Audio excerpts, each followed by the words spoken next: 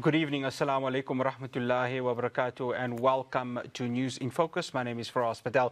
We'd like to thank you, the viewer, for staying with us here on Hilaal TV, DSTV channel 347. Well, close to a week ago, the Middle East was rocked by that Israeli attack on the Hamas leadership, and of course put to question Israel's attack on sovereign nations. Of course, this was not the first. The current genocide that is currently happening in Gaza, the expansion of illegal settlements facilitated by Tel Aviv continues in the occupied West Bank. And of course, they continue to bomb Lebanon, Syria, and Yemen. And we saw in June their attack on Iran, which of course sparked a 12-day war. Joining me now to break down, of course, that 12-day war, Iran's role in Brics, what had happened last week in Doha, Qatar, and of course South Africa's ICJ case, which of course Iran has given its full support towards. I'd like to welcome Seyed Mostafa Daryabari, who is the Cultural Counsellor of Iran. Mustafa, assalamu alaikum wa rahmatullahi wa barakatuh. Jazakallah so much for making time for us. Assalamu alaikum. How are you? Good day. Yeah. Thank you for this invitation. No, it's an absolute pleasure. We've been trying to get you. No. We've been trying to get you, so I'm glad. No. We're glad that we got you here because there's so much to unpack, and that's where I want to start off with. We saw what happened, obviously, from the 13th to the 25th of June. Within that period, Mustafa, do you feel Iran sent the message it wanted to send during this war, especially given that the attacks started by Israel on that morning of June the 13th, 2025? Yes. You know, regarding that war that happened, started by Israel, somehow maybe they started the war and we didn't know that they want to do it, for example, on that special day. But Iran started to respond the same day, 12 hours later. So from the beginning that we started to retaliate it, based on the actually inherent right of the self-defense in Article 51 in the UN Charter, and all the right that we have to defense from our country, from our people. So Iran's message to Israel was very strong and multi-layer. What do I mean? One was based on the UN Charter, and also wanted to just emphasize on this point that Israel started this attack. So that was the first message to the world, that who is the aggressive regime and who is started the war, who is the lover of the war, who is loving just to kill without any stop. As you mentioned, he just started to attack different countries, neighbors. All the neighbors somehow has been attacked. Yemen, Lebanon, Syria, Tunisia before, Egypt before, Jordan before, now Qatar in last week. So now the world will understand who is the lover of killing others and wouldn't stand for any international norm. And the second message that Iran has sent to the world was that comes back to Iran's high deterrence capacity and ability to respond rapidly and effectively. And the thing is that we've been seeing drone attacks, obviously, that occurred the year before. But you mentioned Article 51. How important was it that Iran didn't respond hours after? They took quite some time. Yeah. Because that Article 51 needed to be enforced, didn't it? Yeah, you know, that article could be benefit from the first seconds that someone attack you. Yes. So that's a human rights. You should defend from yourself. But it's from at the United Nations. Yes, so yeah. At the same time, it's international law. So it should be condemned by UN, should be condemned by any countries, by any union, by any coalition. It should be like this. And many just condemned this attack because it was clear that they attacked us. You know how many people has been died? 1,000 people has been died. Why? Why people? If I want to give you just some of the, for example, they started to kill here regarding these 12, 132 women. I remember. Why? And of course, they did it on the premise that they were attacking the nuclear physicist Yes. of Iran, if I stand to be Yes. corrected. Yeah. Exactly. Also, during this war, we have kids that has been killed here. Yes. 45 kids. Yes. Also, if you go to the woman, 3 of them they were pregnant. Yes. So what is it? It's not a human being. It's not the law. It's not international. Where is the UN? So, but it comes back. It came back to us for Iran to give the answer, and the answer was very strong. In order that made them to beg for a ceasefire. It was us, Iran, that we said that on that time we will accept ceasefire. And we didn't answer the Zionist regime because we don't accept it as a country. We don't accept Israel as a state. Sure. Okay? So when the US came and said, okay, even we have lots of problems with you, but we accepted you as a state, so we accepted. So even we didn't accept the Zionist regime. Mustafa, I want to talk on the US because prior to June the 13th, Iran and the USA were going to sit down to discuss the nuclear program. Iran had said that, look, we are willing to go ahead and lower our uranium enrichment. And it was something that, of course, the Iranian government and US President Donald Trump were willing to go ahead and sit. Then, of course, Iran launches the attack. And then on Sunday, June the 22nd, American fighter jets go ahead and, according to them, had blown up Iranian uranium facilities. Is there a sense from Iran's perspective that this was a betrayal? Because 2 weeks or even before that, there was a willingness to sit onto the table to discuss a way forward in terms of uranium enrichment. Yeah, exactly. You used the word very clearly. You know, we were on the rounds of the negotiation. Sure. We passed 5. And exactly tomorrow was supposed to go to the 6th round. Yes. So based on the principle of good faith international negotiation as a set forth in the 1979 Vienna Convention on the law of the treaties, they violated exactly this. Yes. They violated the negotiation. What does You're talking about the negotiation United mean? States of America. Yeah, Yes, United right. States of Africa. Yeah. So inside the discussion, we were discussing, we were negotiating, and they said to come to negotiate. And exactly one day for the round 6, they started to attack. What does it mean? Yes. Your word was exact word. And the thing is, immediately after that, of course, the ceasefire happened. But US President Donald Trump said they had achieved their aim No, of the destroying. ceasefire actually happened because they just attacked one of their bases. Yes, Al Udeid in Doha, Qatar. Yes. Yeah. Yes, yeah. They saw it, and before it, they saw all the missiles and thrown from Iran to the Zionist regime.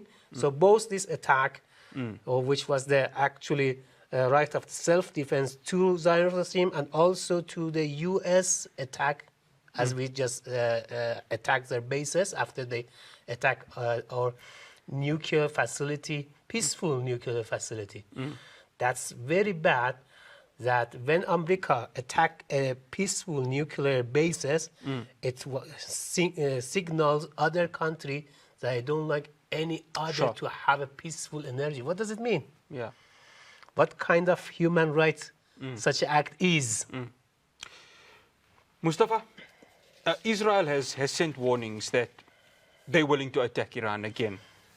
Is Iran prepared for that? Because if we were to look at what happened last week in Doha, Qatar, they've said anyone that is harboring, quote unquote, in their words, Hamas terrorists, they're going to attack that country. They've done it before when they murdered Ismail Haniyeh, who was in Iran. Is Iran prepared for this again? Yeah, within the framework of the right of the self-defense, Iran maintained full readiness of any attack back to what they are going to want to us. Now we are ready this time. Maybe the first time we were in negotiation, we were somehow ready generally, but now this time, no. We are fully ready to give it very soon, rapidly, and effectively back. So yes, we are ready strongly. Before we go to the break, Mustafa, does Iran feel that they are alone in this, given the rhetoric from the Middle East world, and that of the West? No, actually, we think that the nation of the world are with us. And you see nowadays the voice that's coming from the different rally and march in different parts of the world, Sure. even in the Europe, even in the US, that people came up, institutions, figure, thinkers, politicians came up. So they feel alone. There are few countries based on their power and some military weapons, they are going to do such a aggressive action, but majority of the world are with us. Even some so-called major power are against us. After the break, I continue my conversation with Seyed Mostafa Daryabari. We're going to be going back to last week in Doha, Qatar, beg your pardon. What has that attack sent in terms of Israel's impunity, which it continues to practice across the world? Do stay tuned. We'll be back after this break.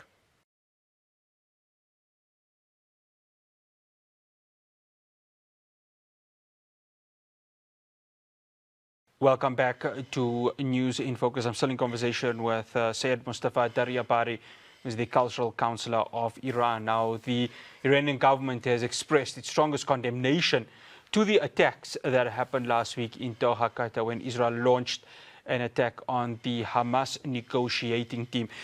Mustafa, in your view, do you feel the attacks on the Hamas leadership in Doha was a surprise or was not a surprise, given that Israel has attacked sovereign countries before and, of course, killed negotiating parties, like what they did last year when they killed Ismail Haniyeh in Tehran?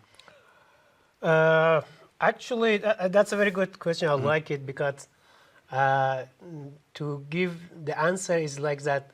If you look at the history of Israel, you will understand the answer. Yeah, of course. Yeah. Because in the history of Israel, of doing aggression, lawlessness, genocide, occupying the land.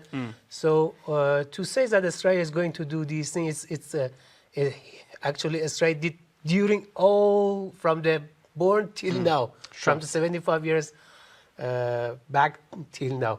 So the Israel's pattern is that yes, they attack other countries as they attacked before. So attacking Qatar. And at the same time, as you mentioned, where we condemn it fully because Qatar is a country. Qatar is it was not even a neighbor of the Israel. Yeah. Qatar didn't attack and Israel. they've been playing a mediatory role to reach a Mediatory ceasefire. What a wonderful job. Yeah. At the same time, they just attack this country. Why? Well, what does it mean? What does it mean? So it means that there is no sense of understanding of any negotiation, of any democracy, of any human rights. Nothing here. No justice here. So, as I said, giving back to your question, this attack exactly fit the Israel's ongoing pattern of violation states. Mustafa, do you feel that what we saw last week on September the 9th was a wake-up call for the Muslim and the Arab world? Exactly what happened last week is a threat to all structure of the international law and international institutions. Actually, the threat to international peace and security, and especially if you come to the West Asia, which is the Arabs and Muslims mostly are there. Yes, it's a threat to them, and it should make them to wake up that they were thinking somehow, because some of them are not the neighbor to the Zionist regime, so they are okay, they are secure, they are safe. But now you will see, no, it's not like this. 2-3 countries far from the Zionist regime, again they attack. So it is exactly alarm and a signal and warn to these countries that the Zionist regime will not confine itself to one regime or one nation. It will continue. Well, they want to create this Greater Israel project. Yes. They've mentioned it, and of course... This illusion that they have, I don't know. Well, the Jordan Valley is one of them. So, I mean, countries Part of like Jordan. Lebanon, part of Turkey, part of the Iraq, part of the... Exactly. Yeah, many countries there. Exactly. Because the thing and is the that, clearly says, look at them. well, it's clearly I says. watched, I mean, it's a video that I saw on Instagram where on an Israeli channel, they were mentioning that, and this is coming from, I think it was an Israeli analyst who said, well, the next target's probably going to be Turkey. They said. It could also be Jordan. It could also be Egypt, which of course borders Israel. Actually, Jordan and Egypt has been attacked by Israel before. That's the thing. So and then of course comes to the next question I want to ask you: Yemen, Lebanon, Syria. They continue to attack. Just 2 weeks ago, they killed the Yemen leadership, Yes. which was elected by 6 ministers. That's the thing. But the Prime thing is, Minister and six ministers. But that was elected by the people. Of course, in Lebanon, they've continued attacks. They, of course, killed the leader of Hezbollah, Said Hassan Nasrallah. Nasrallah, right? Our understanding is Lebanon and Yemen are sovereign countries. Yes. They've now done it with Syria, even though you've got, of course, new leadership that has come there. So what do you feel this speaks about Israel's impunity, that they can continue these attacks and, well, they know nothing's going to really happen to them? Somehow I should say that I agree with you that Israel has a structural impunity by the so-called major power that unjustly they just follow with the veto, with different things, with the military, and with all these things. And if we fail to hold it accountable, to hold the Zionist regime accountable, it will continue without stopping. Because now it's like that Zionist regime thinks that the world is a jungle and it can do whatever it can. Sure. I want to touch on the United States of America, Mostafa, because the impunity is linked to the United States' continuous support to them. We saw that with that 12-day war between Iran and Israel. Whenever questions were being asked to the White House Press Secretary Catherine Leavitt, their idea was quite strong, that they want to see a regime change within Iran. The rhetoric, of course, from Israel is the same, a regime change. So how much or how little does the USA have to play this role right now? Iran regards the United States as Israel's principal partner, very close to Israel. So backing Israel in everything, in policies of aggression, in policy of the masculine genocide, any of these things violating international law. So somehow when we condemn Zionist regime, somehow we condemn its partner as well. No difference. Without the help of the US, Israel couldn't attack any of these countries. So the responsibility goes back to US. If I want just to somehow by law to mention under the Article 16 of the draft articles on the responsibility of states, providing effective aid to an internationally wrongful act incurs state responsibility. So to give context to that what the United States is doing is practically aiding and abetting why not? attacks on sovereign Even nations. they said that we fully support Israel. What does it mean? It means that they fully support genocide as Israel has been condemned in ICJ that it's doing genocide. So you supporting genocide. You USA supporting genocide.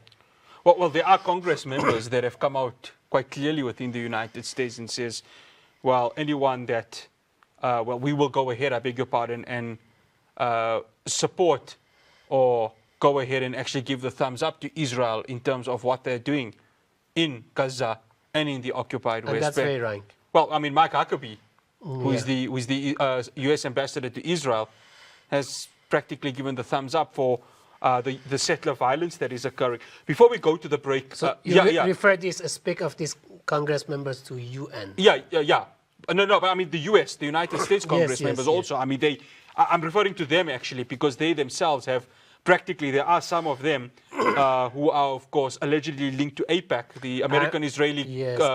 lobby group, who I'm have come out wonderful. and I'm wondering backed why it, why the UN does not condemn such a speech from the US Congress member. Yeah, well, we hope to get the United Nations to talk about that. If it is, if the article, as I mentioned, Yeah, 16, Article yes, 16 of course. is in UN, Yeah. so UN, based on this article, should condemn such a speech Yeah. from anyone. Yeah, and that's why, just to end this, Mustafa, again, is this, again, this betrayal? Because Iran has specifically said, we want to sit down, we want to try and work out this nuclear program, but it seems as if Israel comes in and disrupts that from happening. And that's frustrating, isn't it, from Yes. Iran's perspective? You know, the problem is that where they want to be on a power with by any tools. Sure. Killing, doing genocide, bombing, whatever they can utilize, they are utilizing. But we, Iran, says that we are the independent country. We want to rely on ourselves, on our capacity, on our people, Sure. on our whatever we have, in a peaceful way. So peaceful nuclear, peaceful other thing, anything is under the peaceful. But we want to reach to a technology. Sure. Their problem is with our technology. Their problem is that why we reach to such a level and at the same time we are independent. So they cannot see such as things. They cannot see that the state said that I'm independent, 100%, and don't follow US, don't follow Israel, don't follow these things. And I'm against any unjust, whoever it is, even it is a Zionist that Sure. maybe has a very good, I don't know, lobby in the world. Well, after the break, we're going to be shifting our focus to BRICS. Iran, of course, joined BRICS when the BRICS summit was held here in Johannesburg. We're going to be touching on that after the break.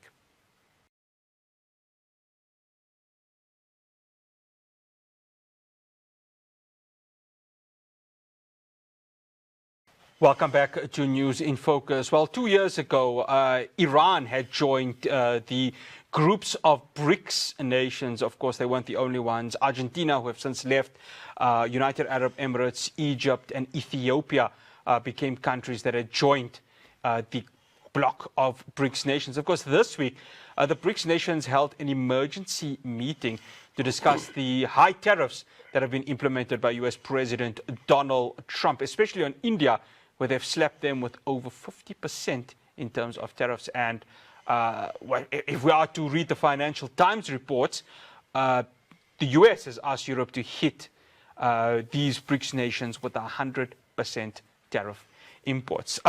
Mustafa, how does Iran see itself with BRICS? Because, of course, when the announcement was made, and of course Hilaal TV was there for the broadcast, it sort of felt like a natural move for Iran because from a global south perspective, they align themselves with practically everything that the BRICS nation stands for.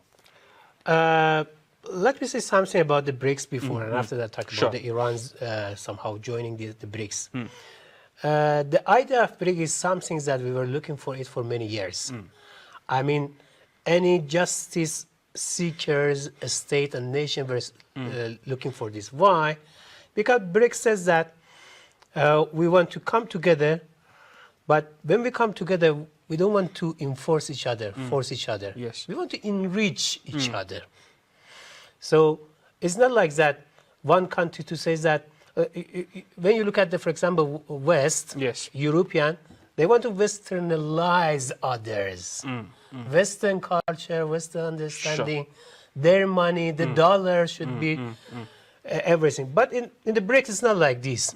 BRICS countries says that everyone can be independent, has his own culture, own currency, whatever, but let's come to join and enrich each other. Sure. That's a very good idea. That, and because of this, Iran joined it.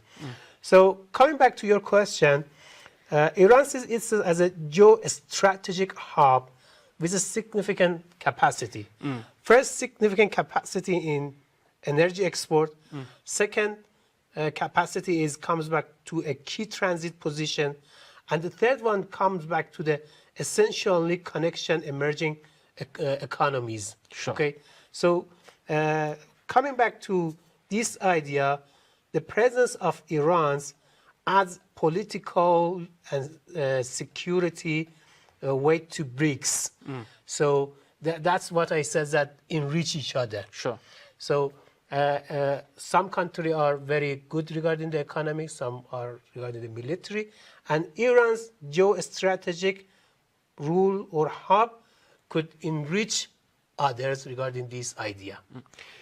Mustafa, you've seen, of course, the tariff hikes that the United States have imposed, and BRICS nations, as I mentioned, had that meeting where they said, look, we've got to find a way to trade or counter these tariffs. How does Iran view itself in this regard? You know, regarding the tariff of the U.S., is a country that put this tariff. It's not the UN or something like this. Even the sanction that the U.S. putting on Iran is a U.S. sanction, Yes, not sure. the UN. So before this tariff or after this tariff, before this sanction or after this sanction, because come back to one country and not UN, so we were doing our free trade with other countries. Yes. We were selling our oils or products or petrochemicals products. So Iran, invoking the principle of the free trade and position to unfold sanctions.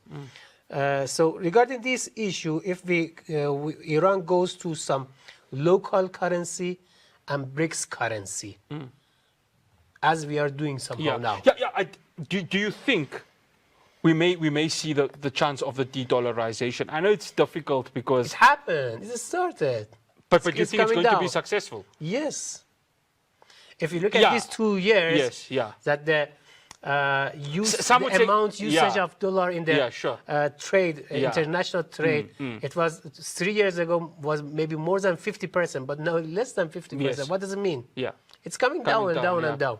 Well, I mean, South Africa. And especially Shanghai. Iran also is the member of Shanghai. Shanghai, yes. So BRICS, Shanghai, these kind of coalition and system is an answer to the brutal and aggressive system that supported by US and some European countries. Well, I must say here in South Africa, we've seen the rand strengthen quite high against the US dollar ever since Donald Trump has come back. When it, of course, was Joe Biden, it was sitting around close to the 18 rand mark. So, I mean, with Donald Trump, it sits around about the 17.50, just maybe tips above that, maybe it goes below that. So we can see the strengthening, I think, happening from the BRICS nations. But time will tell with regards to, you know, whether we'll see a full de-dollarization. But, of course, we'll cross that bridge when we get there.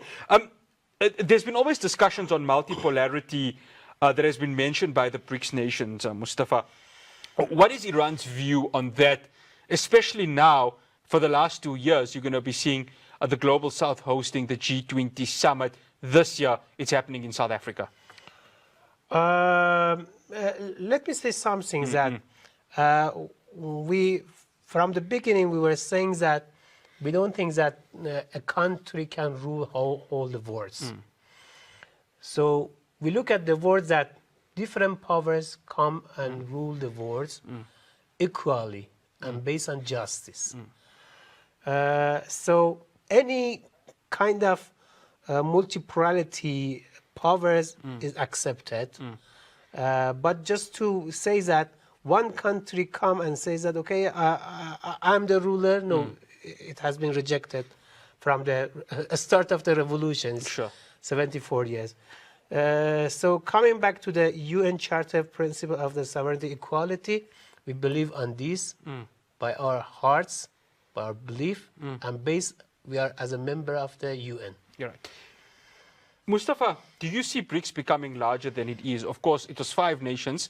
Then, of course, United Arab Emirates, Egypt, BRICS Ethiopia. Plus now. Yeah, BRICS Plus. I mean, well, Argentina was there. They've dropped out since Javier Milei came into power. You've got Ethiopia, which is another African country. You've got, of course, United Arab Emirates, Egypt, Iran that has come. There's, of course, 3 nations from the Middle East. And Vietnam added its name this year. You've got, of course, NATO. You've got, of course, the European Union. Do you foresee BRICS becoming larger than it is? I ask this question because when we saw a little bit of a tensions happening between South Africa and the United States with regards to trade, the cutting of aid to South Africa in terms of AIDS through PEPFAR, the AIDS funding that the United States has been historically giving South Africa. The European Union came up and said, listen, we're still going to back South Africa with regards to this. But when it comes to BRICS, do you think BRICS can become larger than it is, and most importantly, self-sustainable? Yes. Iran believes that the BRICS can change and increase its position. If I want to use a term, I would say that now BRICS is an economic hub. No doubt about it. But at the same time, it can evoke him from the economic hub into a strategic alliance. That's something else. And when it goes to that level, which is very soon, I think it will happen, so it could become a tool to counter the aggressions and lawlessness of the major powers, so-called major powers. So through these understanding and these changes, or this increasing of the level of the BRICS, many things will be changed. Sure. After the break, we wrap up the conversation. Just last week, I had the International Relations and Cooperations Department on the show, Crispin Period spokesperson, and of course he broke down why South Africa is continuing its case at the International Court of Justice. Iran, who's had a very strong relationship with South Africa, has said that they're fully supportive of this ICJ case. But also we're going to have a discussion as to Iran became probably the only nation within the Middle East that said Hamas's attack on October the 7th was justified because of the occupation. And this was, of course, an occupying power being resistance. That conversation continues after the break.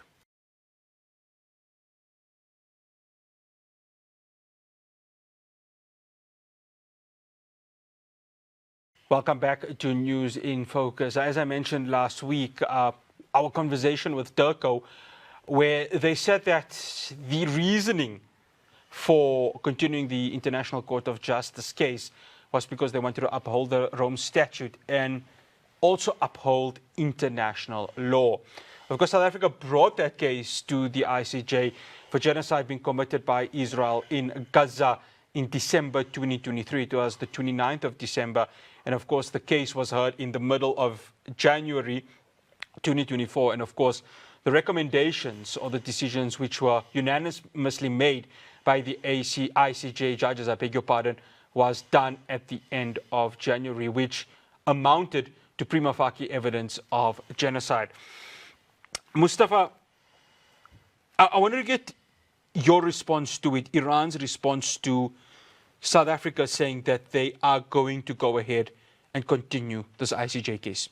Actually, Iran fully supports South Africa's decision to continue the ICJ case.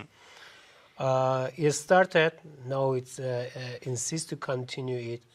And we think that it's not just because of the political move, but as it ties with the global legal obligations against any aggressions. So Iran's fully just support this idea and think that it should be happen even many years before by the many countries. Because when you come back to the case of the Palestine, it's not started just 7 October 2 years ago. It's 75 years ago. Since the Nakba, 1948. Yes, Nakba. They started to come to this country occupying. There are the banners on the ships that some of these Zionist people came and they said that, give us refugee, please. They begged for the refugee on those days. And the picture now is every media you can see this. But now, after that, they started to occupying. So it's not like that to start to watch a season from the season 5, and you don't know what happened the season first, course, 2, 3 seconds. So coming back to this understanding, this genocide happened now and also happened before.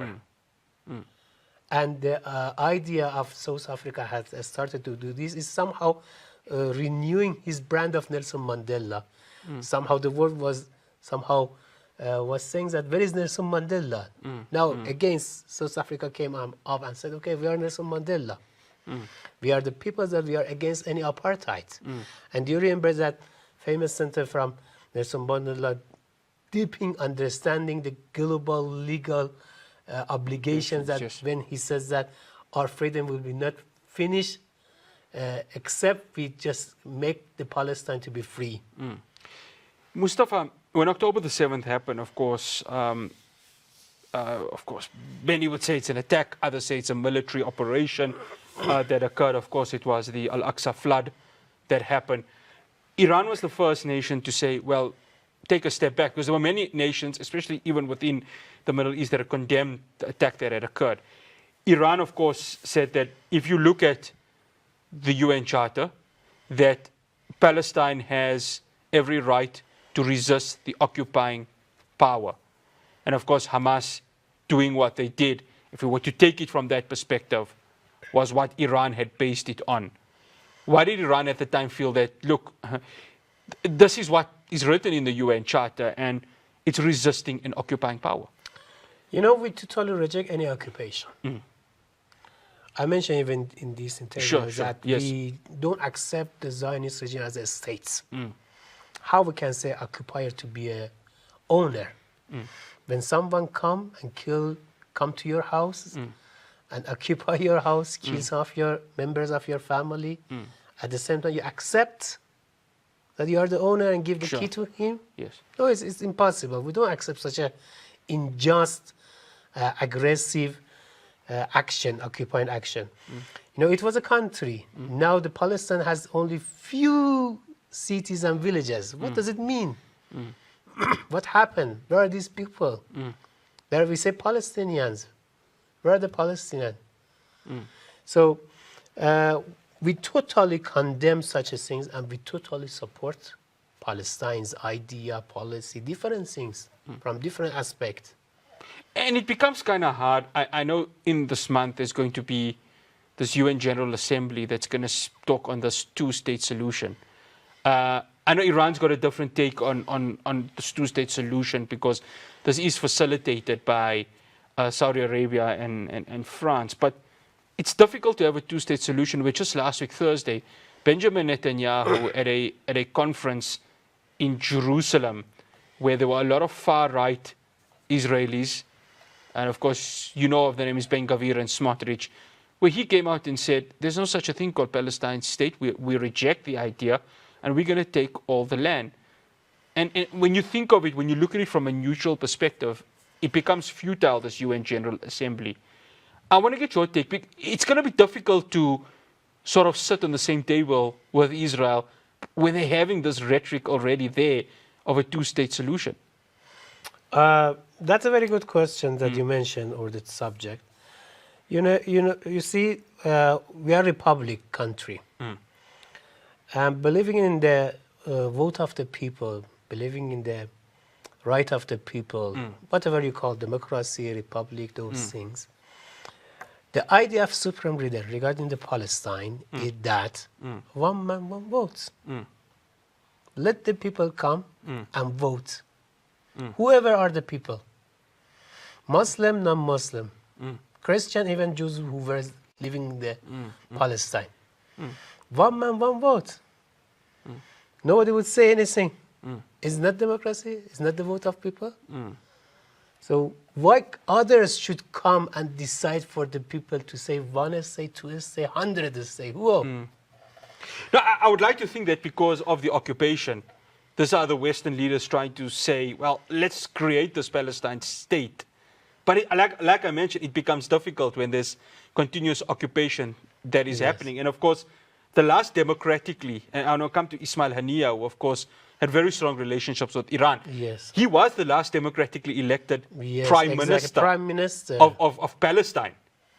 And of course now the Palestinian Authority is... They killed him. Why? Yeah, but that's what I want to ask you. So, I mean, what was the relationship between Iran and Hamas, especially that of Ismail Haniyeh? You know, as the Hamas was being elected by people, so we accept whatever it comes through the votes. Okay, that's the same. It happened regarding the South Africa. Yes. In the time of apartheid, because of lots of those aggressive, we started to sanction the South Africa from the first day of the revolution in 1979. But when it reached to 1994, so we started to have a revolution, and so, because we were supporting any movement, ANC, other parties, no different for us. Yes. The people of South Africa for being against the apartheid. So the same, we have the apartheid of Zionist regime. So we support anyone who just against this apartheid regime. One final question, Mustafa, to wrap up this conversation. How do you see the security of not just Iran but the Middle East, given what we have seen from Israel in these last few weeks? They continue to bomb Yemen, they continue to bomb Lebanon, they continue to bomb Syria, even though Syria, like I mentioned, have their new leader, Ahmed al-Sharaa. It becomes difficult, doesn't it? That, I mean, America's been pushing this Abrahamic Accords to occur, but I don't know whether the Middle Eastern countries, and of course I'm not their spokesperson, I can't speak for them, this is just my view. It becomes very difficult to trust Israel and the United States with this Abrahamic Accords when you've got Benjamin Netanyahu saying, if you harbor what he says are terrorists, they're going to go ahead and they're going to attack a country even if you are sovereign. The only advice which comes from the reality is a self-security. My advice to all countries is that come back to your nation, your power. The security is not something to buy it. Maybe you buy it today, but it's not useful in the days that Zionist regime attack you. Sure. How is it possible? I heard that news that one of the plane of one of the country, Western country, from the base inside the Qatar, flight in order to give the fuel to the jet of the Zionist regime. And again, when it's finished, giving the fuel, came back again and landed on the Qatar bases. Sure. This is the story of buying security. Nothing will happen. Will be repeated many times, and they cannot use those weapons that they bought for their security. Sometimes, some of the experts and news says that even they had no permission to use these weapons. So what does it mean? Interesting to see how it's going to be. Mustafa, absolute pleasure having you on. Shukran so much for joining us. Assalamu alaikum wa rahmatullahi wa barakatuh. Alaikum assalam wa rahmatullahi. Thank you very much. No, absolute pleasure. That is Seyed Mostafa Daryabari. He's the Cultural Counsellor of Iran. Well, that's all I have for you here on News in Focus from myself, Ras Patel, and the rest of the team in Johannesburg. Assalamu alaikum wa rahmatullahi wa barakatuh.